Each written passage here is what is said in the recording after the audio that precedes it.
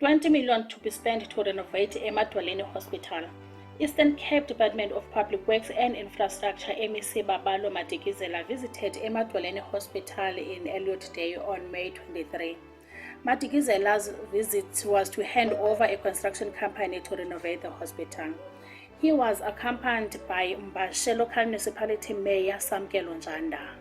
Andrew Miller could not hide his happiness. He said now that the MEC has appointed a construction company to renovate the hospital, they can proudly say they are prepared and ready to accept any patient. Some of the areas that need to be renovated in this hospital is a mortuary, whom nurses say there is a lack of space and there is no fridge to put the bigger people.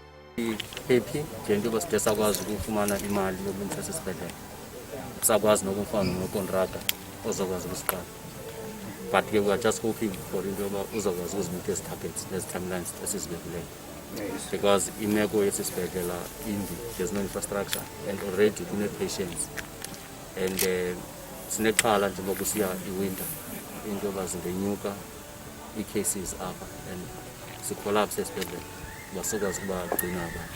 So we just hope into yoba ezi time frames sivumelene ngazo unokontraka uzokwazi ukuzimeet.